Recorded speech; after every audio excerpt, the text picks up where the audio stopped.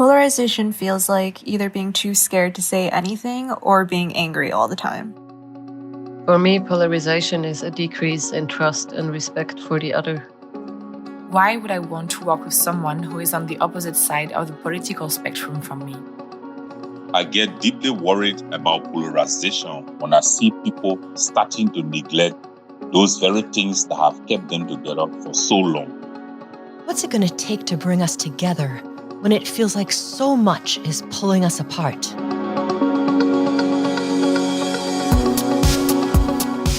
Welcome to Breakthroughs, a podcast by Search for Common Ground, the world's largest peacebuilding organization. In this show, we reveal the secret to solving tough problems by building collaboration. I'm Lena Slackmulder, and for the last 30 years, I've been working on the front lines of violent conflict. I've seen enemies become allies and overcome their greatest challenges together.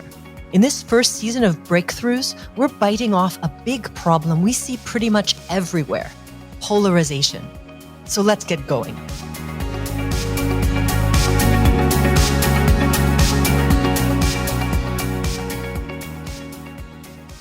I'm not talking about the kind of polarization that is more manageable, where you're trying to draw distinctions between choices because you need to choose, like in an election. It's good to know the differences between two candidates. I'm talking about the kind of polarization that makes it really difficult for you and me, if we live in the same society, to solve any of our problems, including those issues of justice. That's Shamal Idris, CEO of Search for Common Ground. He's devoted his career to trying to address polarization and destructive conflict and shares this mission with his 1,000 colleagues across the world at Search. Shamal, tell us, what do you think the biggest myth is about polarization?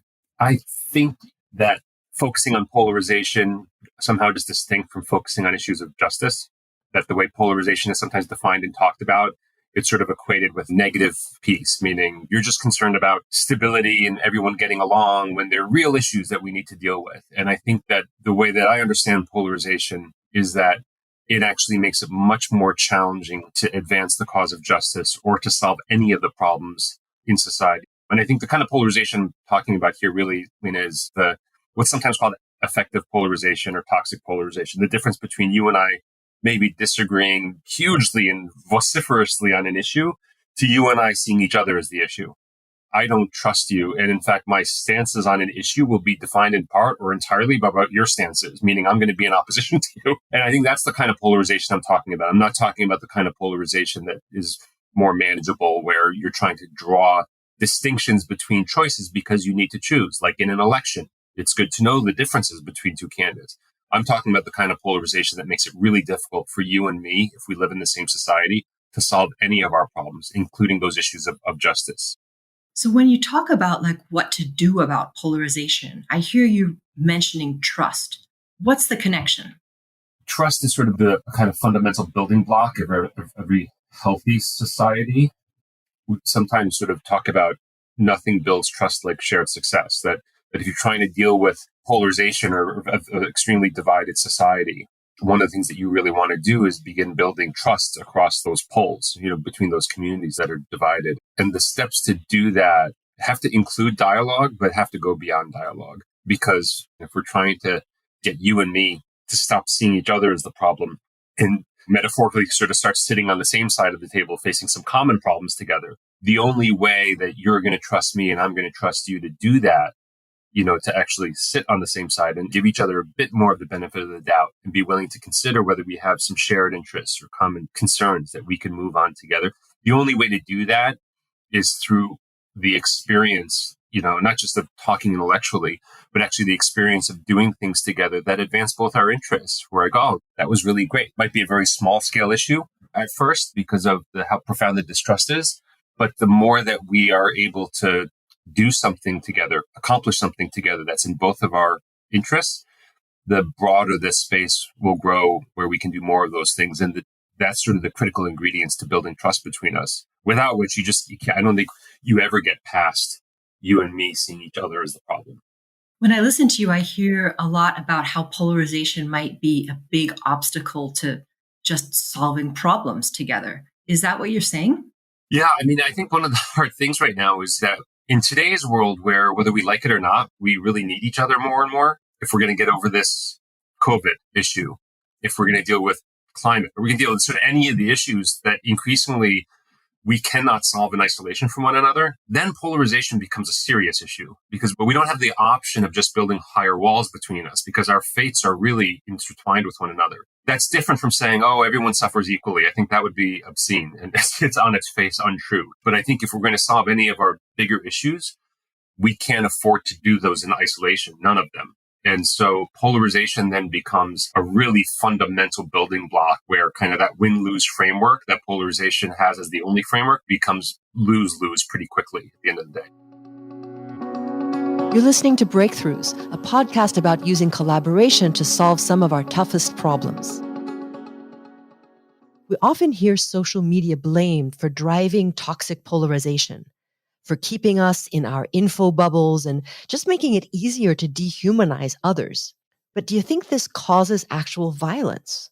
Well, it did in Sri Lanka, where in 2018, the connection between what was being shared on Facebook was so directly correlated to violence against the minority Muslims that Facebook publicly apologized.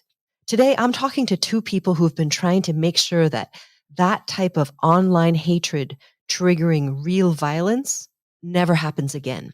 They created an initiative called CyberGuardians, and here to tell us more is Nawaz Mohammed, who for the last 10 years has led Search for Common Ground's efforts to bridge divides in his home country of Sri Lanka. We're also joined by his colleague, Malshani Delgahapitia, who stepped away from working as a social media manager in the private sector to pilot this CyberGuardian initiative. So let's start with you, Nawaz. Tell us, what was this CyberGuardian project trying to tackle?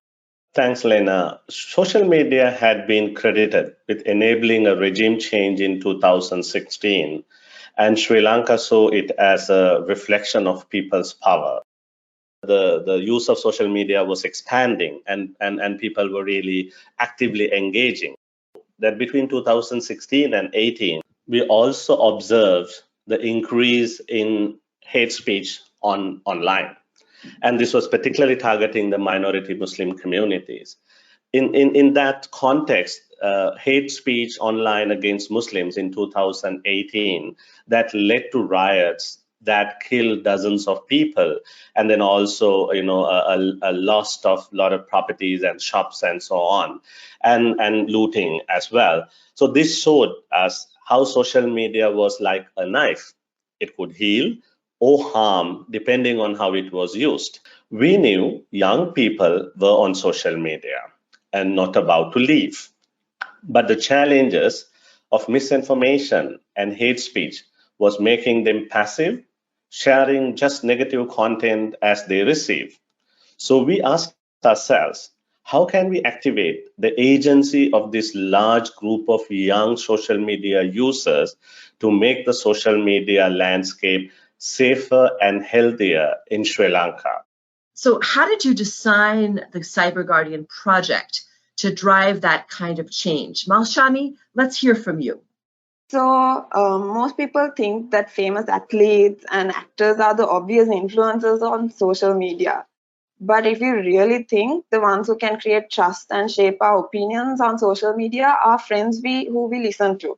So things like echo chambers and gossip pages, meme pages, entertainment pages, these are the things that really curate how we think. So the group administrating these pages, the moderators of these influential pages, have a bigger impact than official news channels. Most Sri Lankans find their news from gossip pages, not news sites. In 2019, gossip pages generated 6 times more reactions and twice more comments than news pages in Sinhalese. So our champions had the ability to reach 4.5 million users on Facebook in Sri Lanka in a short time. That's close to 65% of the total Facebook users in our country.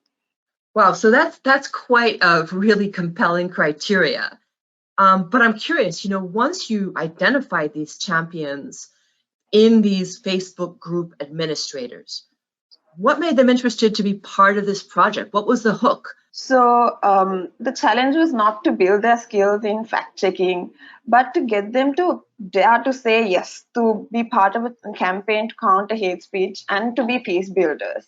So we made sure not to make them feel like they were associated with this peace project from an INGO, that we were imposing an opinion on them. We engaged them and enabled them to feel safe in their own space. And I'm still trying to understand, did it mean that with the champions, you were trying to actually encourage them to confront hate speech? Or was it just about creating more positive messages and sharing that? So through the national champions engagements, we saw countering in 3 different ways. So firstly, countering fake news with community guidelines of Facebook. We worked with the national champions to clarify their role.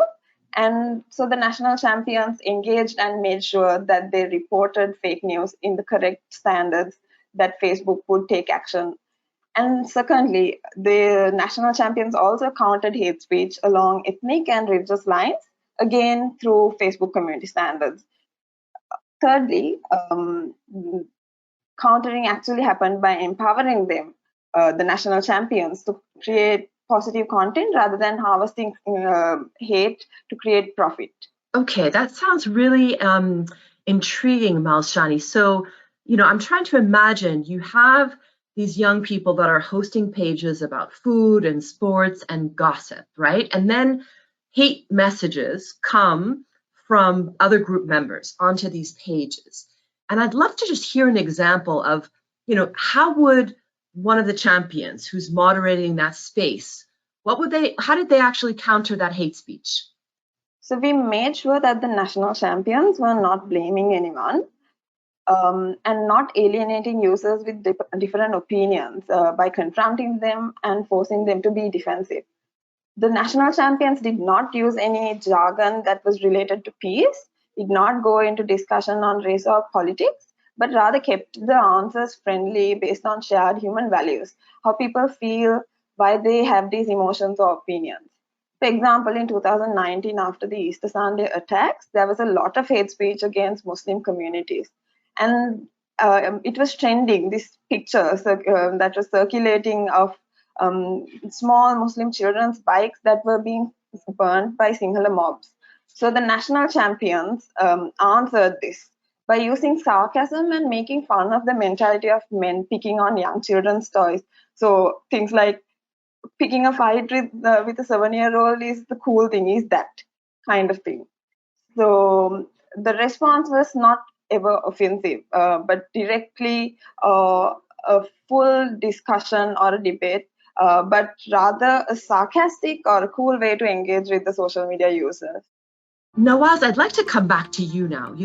We know that Sri Lanka is a divided society, and many of these Facebook groups are happening within, homogenous language groups across those dividing lines. It would seem that some of the actions that we're supporting the CyberGuardians to take still might put them in danger. Tell us more about how we've mitigated these risks. The first thing we did was we did not use any of our branding for the project, so the project was not associated with any brandings. And then we also made sure that the CyberGuardians were not saying what an INGO wanted them to say, because we've learned from other NGOs initiatives, but also our own initiatives in the past, that it wouldn't resonate and matter to them. And then we also focused on these moderators of the popular pages. So the content was shared via these pages and not the personal account of the CyberGuardians. So their names or pictures did not appear. So it mitigated the risk of them directly being targeted as persons. And then finally, they also made use the social media culture, meaning, using video, pictures, memes, etc., and not a lot of content or a discussion or a dialogue and so on. In other words, what they were doing is they were neither preaching nor accusing anyone, Rather, they are delivering a message or asking a right question the same way they do routinely as part of their Facebook page subcultures. Nawaz, that's really interesting. Tell me, how was it that working with these 20 cyber guardians that we tried to measure the effect of those changes in their behavior about moderating the content, and what change was generated in the broader social media space? Yeah, as we all know, I mean, measuring changes on social media is very challenging. But we used a couple of different stages to do this. So first, we look at the most basic data. And so through that, we looked at how much positive content did the cyber guardians share and what engagement did it generate. Aspects like views, likes, shares, and comments. In a largely negative social media space, as I explained at the beginning, the cyber guardians has produced and shared about 125 plus average monthly positive contents, which had an average 2 million reach and 1 million engagement per month. The cyber guardians post reached, like for example, I'm giving an example to understand that, reached nearly 77% of the total Facebook users in Sri Lanka within 2 weeks of the Easter Sunday attack, which was a very fluid and a very anti, kind of Muslim hate kind of a context within Facebook in terms of, hate speech and hate messages. Then the next level, we partnered with Facebook and social media experts to assess the impact on the social media landscape as a whole. So we saw the impact of the 20 cyber guardians was more important than the civil society sector put together in terms of influencing the space. So to understand this, in just 1 month, the cyber guardians pages and the posts they generated created more reactions that civil society pages combined did in 6-month time during that period. So that kind of shows where the kind of the influence and the impact went in. Wow, that's really interesting, Nawaz. And can you tell us just in a specific example of where you were able to track how a cyber guardian's action perhaps even prevented violence? Lena, a very powerful example for me in this initiative was when cyber guardians online directly prevented a violence offline, a potential violence offline. So forced the cyber guardians got together, countered the fake news, which was originally telecasted on a TV talk show referencing a widely shared social media post claiming that 11 soldiers were killed in a Muslim village during search operations just 3 days after the Easter Sunday attack. And the post was, supported by pictures showing serious war scene and backgrounds, which were not from Sri Lanka. So the champions feared the content was suspicious. They quickly realized that, and they used photo verification tools and verified facts directly with the local stakeholders in the village level and also the security forces at the national level. Once they confirmed it was fake news, they started sharing the same post with a fake news rubber stamp on it, very visibly, and also other posts suggesting that this was fake news. As a result, the politician who referenced this post in the TV talk show apologized and corrected his statement, and the government put out statements refusing this. We believe without which the country could have gone into another major riot given the Easter Sunday context and the post-Easter Sunday context. And just to give you a sense of, how quickly this happened and how quick the cyber guardians were. So the whole aspect, the whole incident that I explained happened between 6 p.m. to 10 p.m. within 4 hours in one night. So the timing of social media interventions is also critical. I would just like to highlight that here. That's it for this episode of Breakthroughs, a podcast by Search for Common Ground, the world's largest peace-building organization. Find out more at sfcg.org and follow us on Twitter at @sfcg_. Thanks for coming along and hope you can join us next time.